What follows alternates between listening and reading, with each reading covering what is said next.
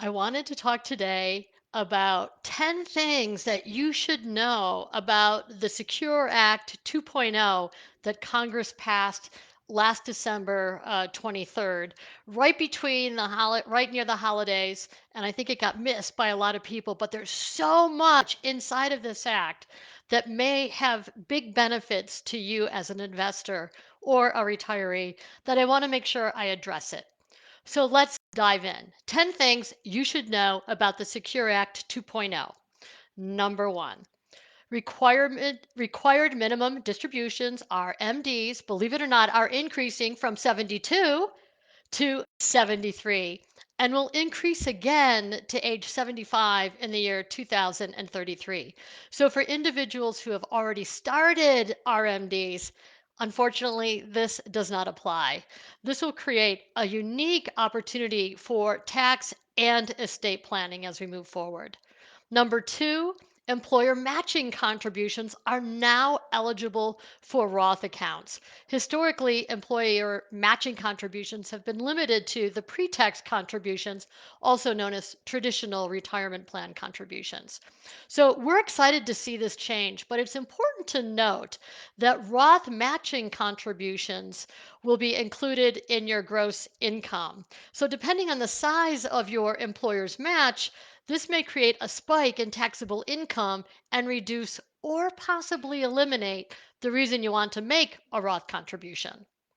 Number three, higher wage earners will be required to use a Roth option for that catch up provision when you're over age 60. So, beginning in 2024, catch up contributions for high wage earners earning more than 145,000 will be required to make contributions to the Roth side of their retirement plan. Now, why did they do this? The reason the IRS did this is because they want to increase current tax revenues by forcing you to make catch up provisions in an upfront tax account.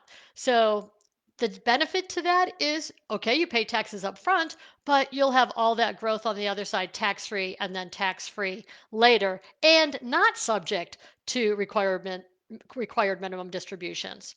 So that actually is a silver lining on both sides. One side, not so good, the other side, not bad. Number four, they're providing these supercharged catch up contributions. This rule, unfortunately, doesn't take into effect until 2025, and it's one of the biggest changes we saw in the Secure Act 2.0. It's this new supercharged catch up provision that's available for individuals 60 to age 63. And the current proposal will allow someone reaching age 60 to contribute an additional $10,000 to their employer retirement plan up until age 63. There are so many retirement planning and tax planning opportunities that will be available. We think this may cause many to delay retirement just to take advantage of this new option. Number five, employer emergency savings accounts.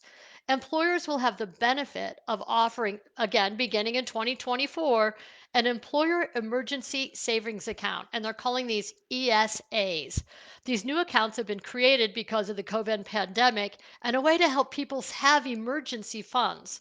These ESAs will have to be attached to an employer retirement plan, and employees may be auto enrolled up to the 3% of your annual compensation. So it's kind of a forced emergency savings account that I think has huge advantages for many, many people.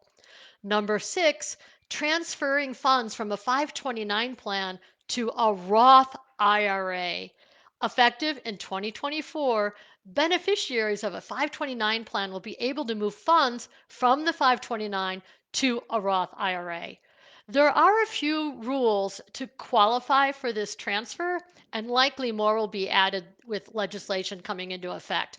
The biggest hurdle being that the beneficiary of the 529 plan must have wages.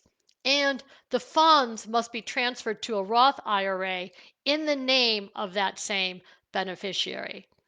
So, this has been a major concern for parents and grandparents and overfunding a 529 plan due to the limitations on how much money that can be transferred into a beneficial 529 and then what to do when they're no longer in school. We are happy to see this is now being addressed as 529 plans have increased significantly in popularity over the past several years. So, this will be a great planning opportunity for grandparents who wish to help grandchildren but want to make sure that the funds get used appropriately or for specific purposes like education or retirement. We're very excited about that one. And then number 7, new IRA options for surviving spouses. Starting next year, surviving spouses will have a new distribution option for deceased spouse retirement assets.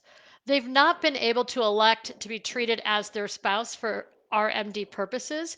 And in the past, surviving spouses had to choose between taking a distribution based on their age or transferring the funds to an entirely different account and start distributions immediately. This new rule for surviving spouses will specifically benefit couples who have a large age difference and allows for more flexibility. It's important to note this decision is irrevocable at the current time. The rules may be adjusted later or expanded for certain hardships. And number 8, reduced penalty for missed required minimum distributions. Beginning next year, the penalty for missing an RMD will decrease from 50% to 25%.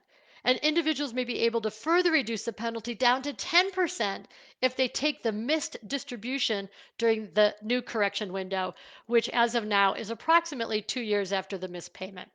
So, what's not outlined in the new rules is whether this applies to inherited IRA RMDs. And number 9, employers will be able to match student loan payments.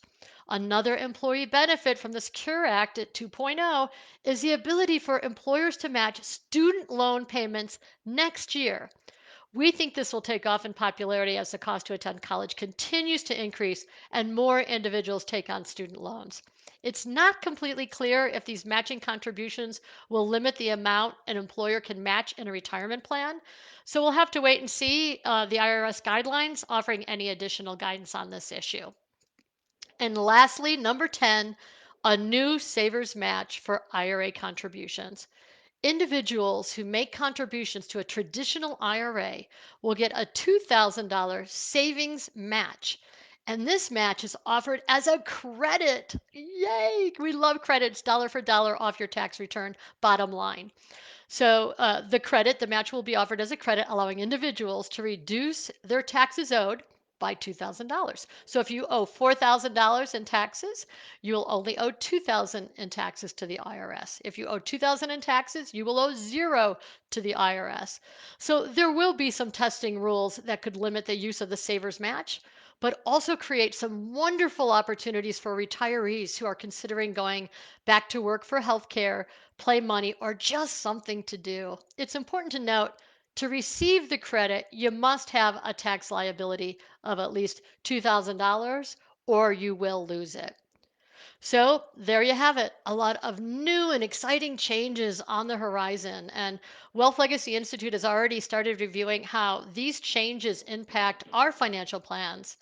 And please make sure to ask your financial advisor how the Secure Act 2.0 may impact your retirement planning. So, if you think this has been helpful and you know someone who may benefit from this, please share it, pass it along, and thank you for your time. Take care.